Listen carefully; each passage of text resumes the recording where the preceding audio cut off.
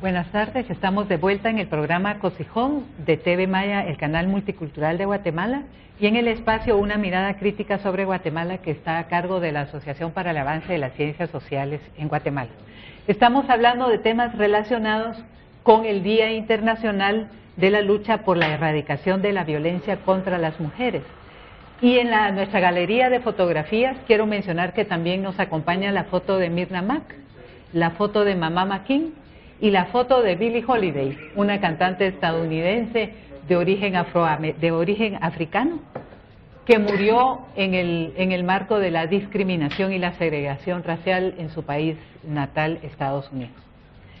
Estamos entonces en el tercer segmento y para hilar algo de lo que decíamos al final del segmento anterior, que tiene que ver con la epistemología y la ruptura epistemológica que significa el pensamiento feminista y los feminismos en el mundo del pensamiento, en el mundo académico, en el mundo también de la acción social.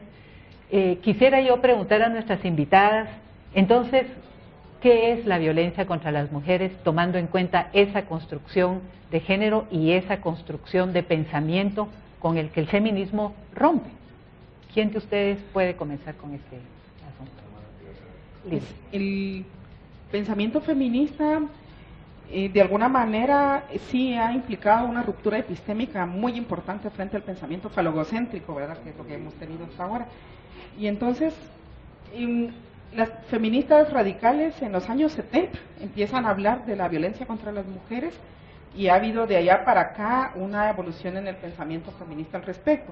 Pero lo que yo quisiera mencionar acá es que generalmente cuando hablamos de la violencia contra las mujeres en cualquier lugar, en el imaginario colectivo más extendido, está la idea de la violencia que se da en la pareja, en el seno de la familia, ¿no? Por eso se le asocia a la violencia intrafamiliar o a la violencia doméstica. Pero ese ha sido un grave error y ha sido una trampa desde mi perspectiva, ¿no? Porque me parece que de esa manera estamos respondiendo a esa construcción que ha sido construcción del sistema patriarcal, dicotómico, como siempre, de lo doméstico y lo privado y lo público. Entonces, meter a la violencia contra las mujeres entre las cuatro paredes de la casa me parece a mí que es un grave error, porque la violencia contra las mujeres es mucho más que eso. Es un dispositivo de poder, un recurso de poder de este sistema patriarcal que busca mantener el orden establecido, en un orden en donde los hombres tienen el poder y las mujeres estamos en una posición de subordinación, estamos siendo dominadas, oprimidas y discriminadas en múltiples sentidos, aún hoy, ¿verdad? En los distintos espacios de la vida social, esto tanto en el ámbito público como en el privado. Para eso quisiera mencionar tal vez que lo que se ha mal llamado, en mi opinión, violencia doméstica, efectivamente existe, sigue siendo un patrón en nuestras sociedades, pero más allá de eso también hay otros tipos de violencia, como que se dan en la calle, que se dan en el trabajo, que se dan en los centros de estudios, en las iglesias, en todos los lugares donde las mujeres nos movemos. Y esas expresiones tienen que ver con acoso sexual, abuso sexual, pornografía, prostitución forzada, la trata y el tráfico de mujeres con fines de explotación sexual y laboral, la expropiación de bienes, la falta de acceso a la propiedad de las mujeres, etcétera. Son muchas formas, pero también quisiera por último mencionar las violaciones a mujeres durante la guerra, que se hicieron por parte del ejército, tanto por militares como por paramilitares. Entonces eso es algo que hemos visto desde el año pasado. Se hizo en Guatemala el Tribunal de Conciencia, que fue un tribunal simbólico, ¿verdad?, para denunciar de alguna manera que tenemos miles de mujeres que han sido víctimas de esta violación sexual, que es también otra expresión de esta violencia. Y en los últimos años, tal vez en este año también, hemos visto que ha habido nuevas expresiones de este tipo por parte de las fuerzas de seguridad en las luchas por la defensa de la tierra y los recursos naturales. Yo te quiero preguntar algo que tal vez es complicado, Jacqueline, pero ¿tú pensarías que este tipo de violencia que al final nos está describiendo Lili, es de alguna manera una reacción a ese movimiento y a ese accionar de las mujeres en contra de la violencia, porque a veces eso es lo que se propone, ¿verdad? Yo creo que no es solo porque ellas están luchando en contra de la violencia, ¿verdad? Digamos, es muy claro que cuando las mujeres empiezan a darse cuenta de que la violencia no es algo natural, que la violencia no es algo que hay que legitimar, que se tiene que legitimar, o que hay que quedarse en silencio ante los actos de violencia, ellas empiezan precisamente a buscar lazos con otras mujeres, y eso va generando fuerza y va generando la capacidad de ir transformando las cosas, ¿no?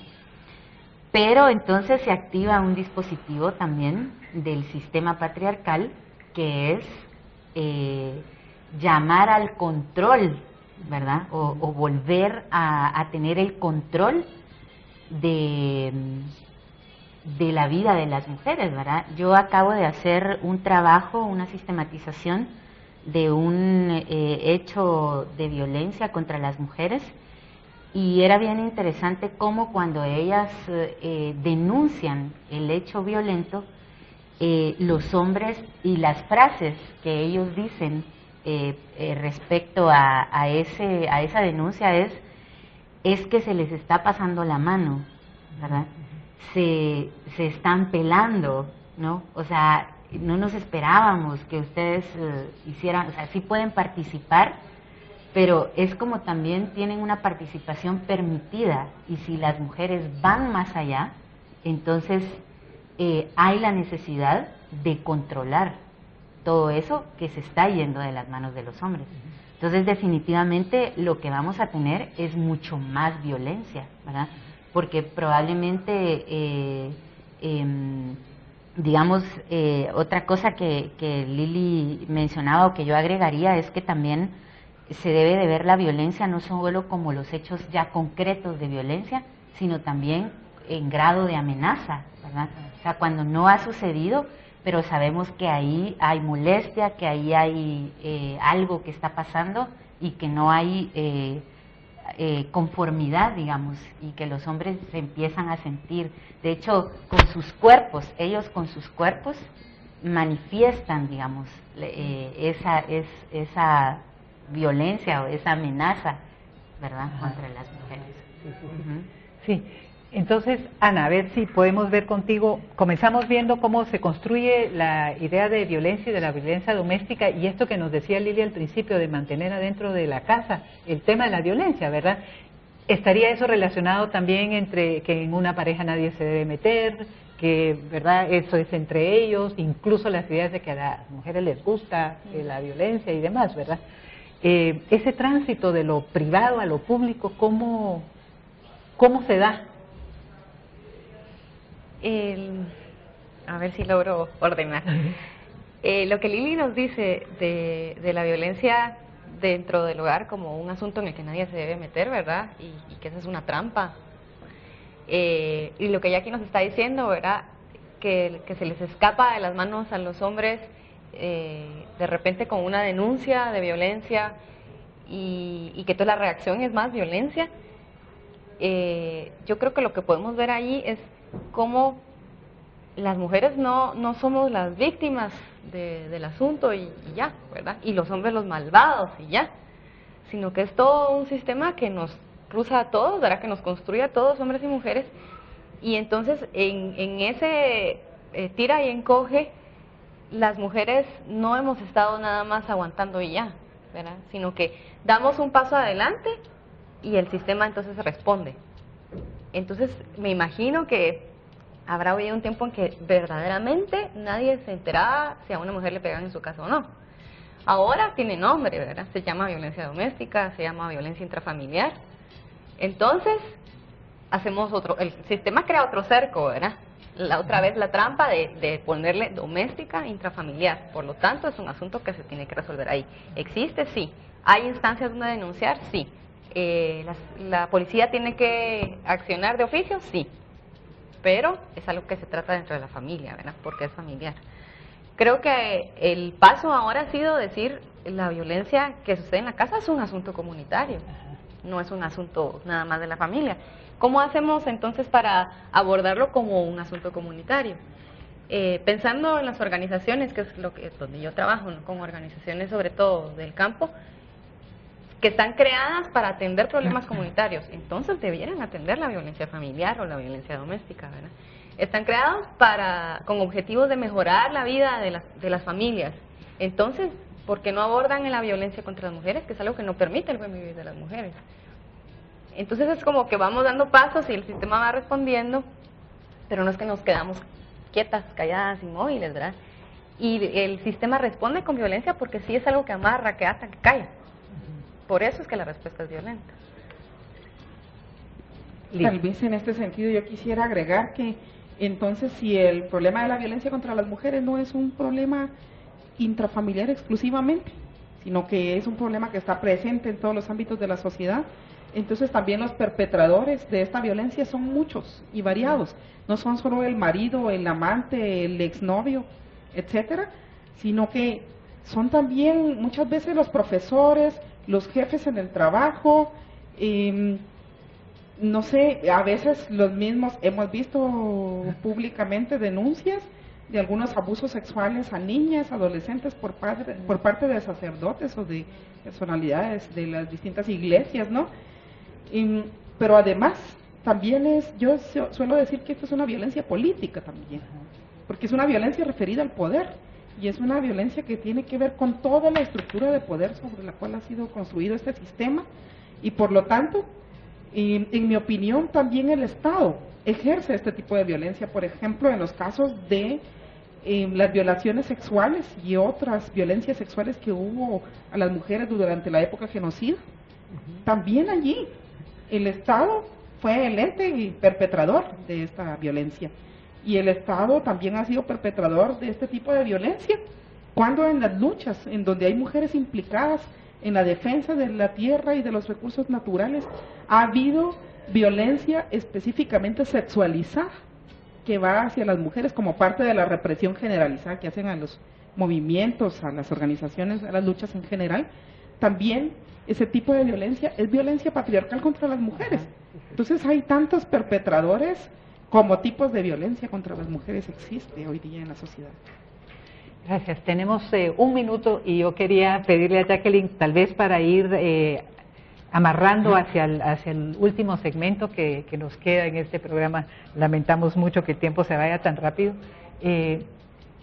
Tú nos hablabas del tema de la violencia o del acoso en organización. Estamos viendo entonces que la organización pensada generalmente para liderar se puede también convertir en un espacio de opresión. Claro, como un poco lo decía Lili, o sea, hay múltiples violencias, ¿verdad? Múltiples manifestaciones de ella, y la organización social no está exenta de eso, porque ahí hay relaciones interpersonales y relaciones de poder, ¿verdad? Porque aunque las mujeres ya estén participando en las reuniones, no tienen los mismos espacios o las mismas, no tienen el mismo chance, digamos, de decidir o de estar en los mismos niveles, ¿no?, de participación. Entonces, inevitablemente vamos a tener violencia, ¿verdad?, acoso sexual e incluso violaciones, porque también llegan a concretarse, ¿verdad?